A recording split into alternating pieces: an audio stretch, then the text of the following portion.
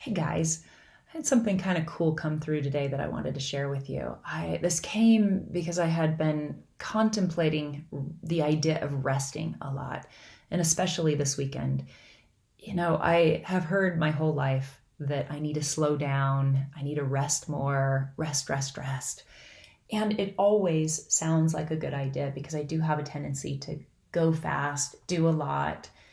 Um, but I've always in the past thought of resting synonymous with laying down and getting enough sleep and you know eating good food and that type of thing. And I recently got pointed out to me that I was doing a lot again, and it might make sense to rest. And I, on the one hand, I thought that does make sense, and on another hand it didn't make sense. And so I was contemplating this idea of rest a lot and really contemplating it kind of quietly, just letting it marinate in the back of my mind as this question: what the hell does it mean to rest? Like, really, what does it mean? How do I know when I'm resting? How do I know when I'm well rested? Like, the question was kind of bugging me. And so I just let it sit in the back of my mind. And this morning, as I was going for a walk, it occurred to me. I had a feeling. And in the feeling, I knew what it meant to rest. And resting, as I saw clearly, it has not a lot to do with laying down or sleeping or eating well or not. Rather, it has to do with resting in my true nature, like returning to that feeling that takes me there. And I felt that feeling on my walk, and I remembered, and I got to my office here and felt the feeling even more. And as I felt it, a poem came through, and I want to share that with you. And it was, sometimes poetry for me is a way to put into words what that feeling is. And so the poem I want to share with you is titled Fertile Void. So I'll read it to you here. There is a place before thoughts, before all things, a cosmic womb, where all things are created. All the greatest creations originate from the same source and begin with nothing, the great void. How fertile is this void before a seed of thought is planted. The very most abundant of possibilities exist. Resting in the fertile void, you reset to your true nature. If you don't let the seeds of fear strangle creation's cycle, fear is at its most seductive in the fertile void. Because the human mind does not like not knowing, not controlling, not being guaranteed.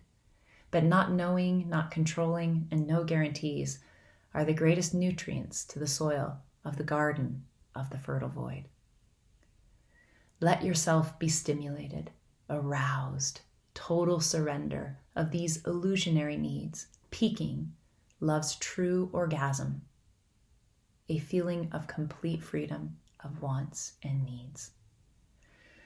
Oh, the benevolence of the generous present moment transports you to another realm, beyond space and time, before thought, needs, or wants. You land in truth. Lies, illusions, misconceptions, and misunderstandings melt like ice in a furnace. They are simply gone. You see clearly. You remember immediately. You are home. You never left home. You simply forgot it.